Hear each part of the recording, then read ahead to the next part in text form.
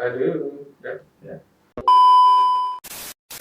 halo kawan BC Bontang, selamat pagi dan kembali lagi bersama saya Almeida Irawan di podcast Bea Cukai Bontang. Kali ini kami kedatangan tamu yang sangat interaktif, inspirasi, dan sangat expert di bidangnya, terutama untuk tema kali ini mengenai email. Langsung aja saya kenalin ya. Beliau ini Pak Hisam Rida Maulana dan merupakan Kepala Seksi Pelayanan Kepabeanan dan Cukai di kantor Bontang. Langsung aja, gimana Pak kabarnya? Alhamdulillah, terima kasih Mas Eda. Bagaimana kabar Mas Eda hari ini? Alhamdulillah sehat. Alhamdulillah. Untuk mempersingkat waktu, langsung aja kita masuk ke materinya. Gimana Pak Hisam, IMEI itu apa sih? Baiklah, terima kasih Mas Eda atas pertanyaannya. IMEI sendiri sebetulnya singkatan dari International Mobile Equipment Identity, di mana ini adalah merupakan suatu identitas internasional yang terdiri dari 15 digit nomor desimal unik untuk mengidentifikasi suatu perangkat telekomunikasi dalam jaringan bergerak seluler. Mungkin itu penjelasan singkat tentang IMEI. Berarti terkait dengan perangkat elektronik ya? Betul. Kira-kira itu apa aja sih dan yang harus didaftarin IMEI-nya? Kalau perangkat elektronik tersendiri atau perangkat ini lebih tepatnya perangkat telekomunikasi ya. Perangkat telekomunikasi yang memang dapat didaftarkan IMEI-nya atau perangkat telekomunikasi impor yang dapat didaftarkan IMEI-nya adalah terdiri dari 3 jenis yang berhubungan dengan jaringan seluler. Yang pertama adalah handphone dengan kode HS yaitu 85171200. Kemudian yang kedua dan ketiga adalah komputer dan tablet dengan kode HS 84713090. Berarti ada 3 itu ya. Betul. Kalau komputer itu meskipun cuma CPU-nya aja itu ada IMEI-nya. Komputer sendiri, komputer yang berhubungan dengan jaringan seluler. Jadi intinya dia yang bisa terkoneksi dengan jaringan telekomunikasi di Indonesia. Jadi kalau komputer yang tidak memiliki alat untuk berhubungan dengan jaringan seluler tentunya tidak memiliki IMEI dong. Oh gitu.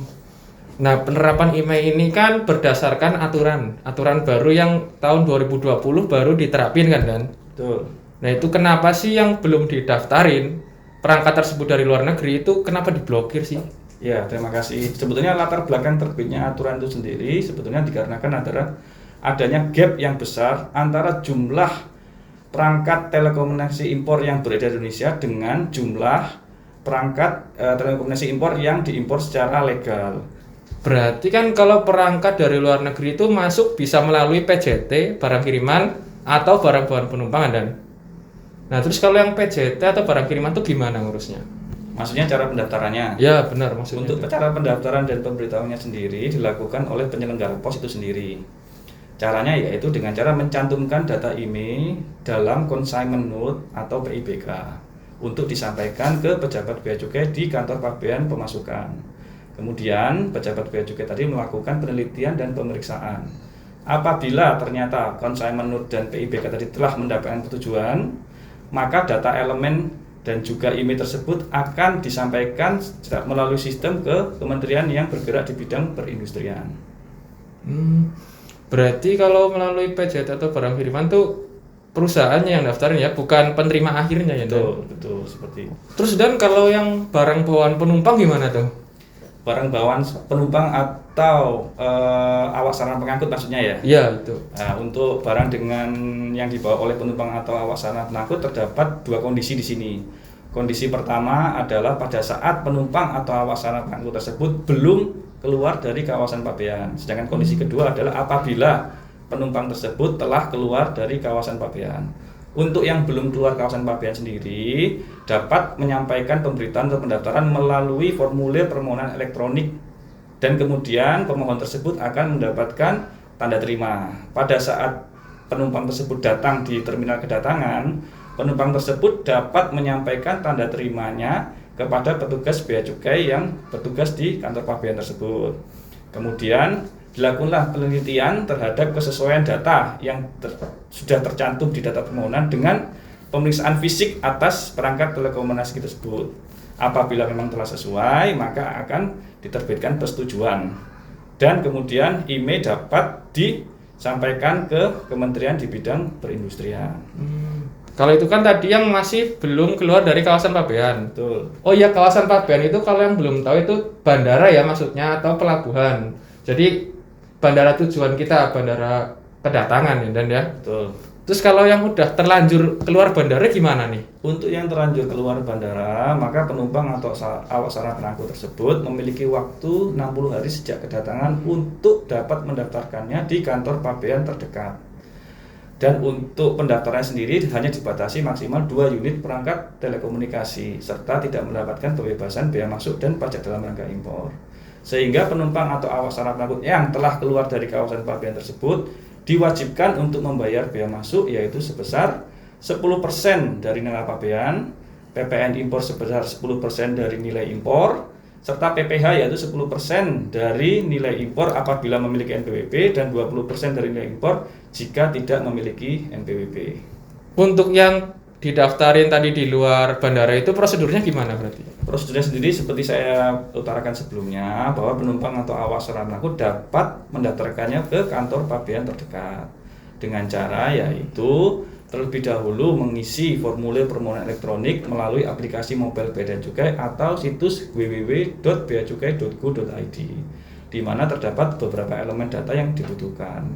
Pertama yaitu nomor lengkapnya, kemudian alamat lengkap, nomor penerbangan, nomor paspor, tanggal kedatangan, nomor NPWP jika dia memiliki, merek perangkat telekomunikasi, kemudian tipe perangkat telekomunikasi dan tentunya nomor IMEI itu sendiri. Kemudian yang bersangkutan dapat datang untuk menemui atau dapat diberikan pelayanan oleh petugas bea cukai di kantor Pabean terdekat.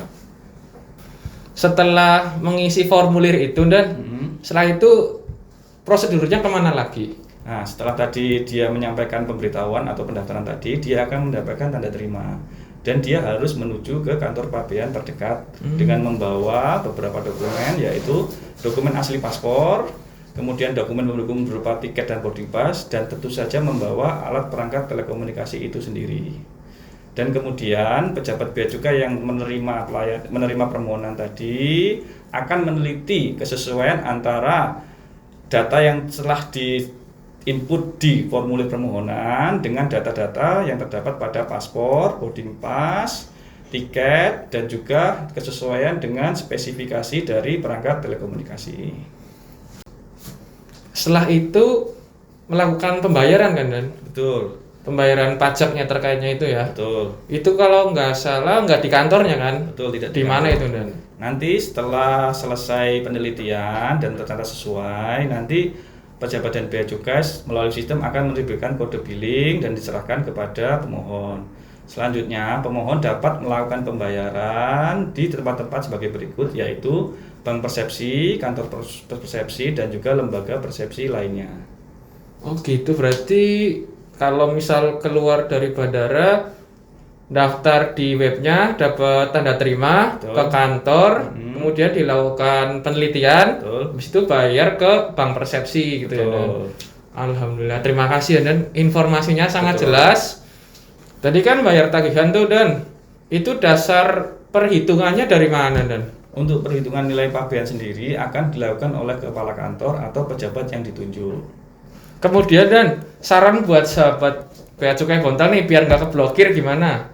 Sarannya apabila memang ada sahabat atau teman-teman yang berpergian dari luar negeri dan terlanjur keluar dari bandara atau kawasan Pabean, agar segera menyampaikan atau mendaftarkan perangkat telekomunikasi yang dibawa tersebut ke kantor Pabean terdekat sehingga tidak melebihi batas waktu 60 hari sejak kedatangan teman-teman. Siap, berarti jangan sampai lupa ya teman-teman Bea Cukai Bontang. Terima kasih penjelasannya Pak Hisam. Sekian podcast hari ini. Semoga bermanfaat. Sampai jumpa. Dadah.